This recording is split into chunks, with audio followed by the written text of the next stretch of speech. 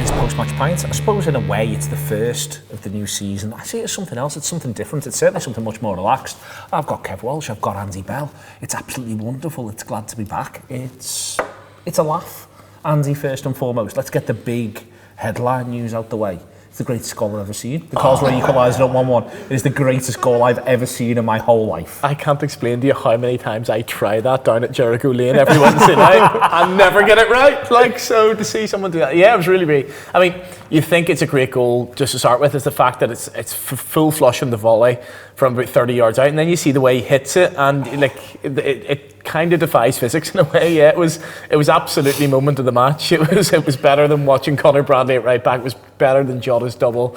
It was better than seeing the new signings. I thoroughly enjoyed it. It's this thing. There's a thing that, like, I think we miss at times, like the wonder of footy in loads of ways, because you're so determined to watch Liverpool win. Like, I'm absolutely certain that if someone does that against us third week of September, I'm talking about the marking, or why aren't we prepared? The goalie should get to it. Whereas when you just get to see something like that in a game that you're obviously not that bothered about the results, it is breathtaking. It's like, oh my, like, he's well better at football than anyone I've ever seen. Yeah, that sort of thing. It's one of them moments where when you watch the replay from behind the goal, you go, he meant that every step of the way. Yeah, he's hit it hard, but he hasn't absolutely slashed at it like a normal person would do. He's just done it like Andy Bell. Andy Bell's putting it into the mazy from Jericho in no danger. But it's a peach of a goal, isn't it? But as you said, there's a lot because you get to watch it in the room.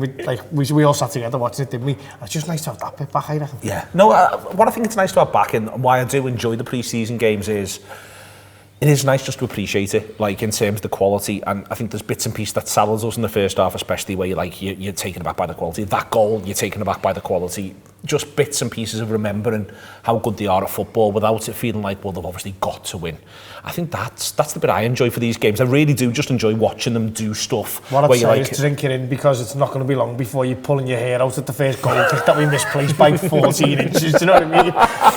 What if Nunes decides he's passing in a one-on-one against Everton, do you know what I mean? It's like and I'm bowling down the cop to try and strangle him on the pitch, do you know what I mean? It's not going to be long before we're back into that. But it's like summer sports at this point. Like, for instance, I loved watching the Wimbledon final. There was loads of people that were annoyed about Djokovic taking time over things, or going and having a big wee, or something else for that matter, if he chose to. And people are going, oh, this is gamesmanship. I was like, I don't care. This isn't real sport. Yeah. Like, real sport makes me feel as though I need to absolutely throw myself into the mersey if we don't win. That's not real sport. But today gets to be a bit like that. You just get to relax. Yeah, you get to relax, and then in a couple of weeks' time there'll be a goalkeeper drying his hands on a towel in the cop end. You want him dead. And you'll be on the pitch. Zag back by 14, Stuart, like you'd have just stopped doing that. So as I say, yeah, drink it in, because it's not going to last long, mate. You're probably going to go through the 4 or 5 of these, and then you're fucked for another, 9 months of the year. I can't wait for that either. By the way, you say we were all really happy to see the goal. Not as happy as Phil Blundell, who had 20 quid on Karlsruher at 9-1 on kick-off. So every time they're going forward at 2-2, he's like, go on. Yeah.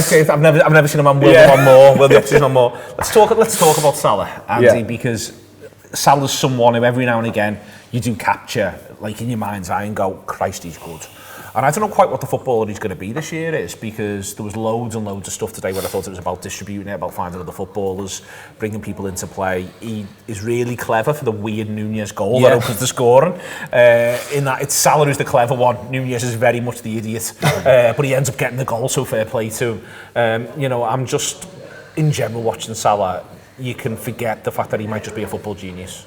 Yeah, and so much about what we see and what we love about Salah is the genius. It's the easy on the eye. It's a beautiful goal. I've seen the clip of the goal he scores at Watford last season going around, and like that's marvellous. That's peak Salah. That's the Spurs goal. It's a City goal. It's things like that. But his work for the Nunez one tonight is just as important, and it's so scrappy, and it's like Nunez played a dreadful ball, but Salah still makes something of it. Listen, if there's anyone's gonna talk about it, it's me.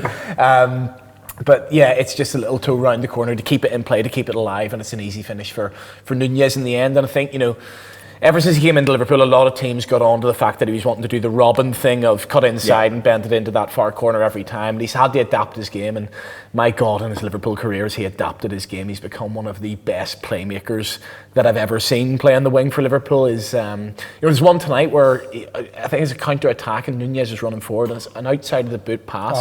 And at first you have no idea what he's doing, but like if Nunez just takes that touch, he's in on goal. And Salah's thought about that almost before Nunez has thought about that himself, and it's just he's a joy to watch at times, and it's the adaptability. The best players, you know, especially these days, everyone has a video, everyone knows what he's trying to do, and the best players are able to constantly adapt their game, and keep teams guessing, and that's what he did sort of all night tonight. Again, albeit caveats to the opposition, but I thought he played. I was really encouraged by him.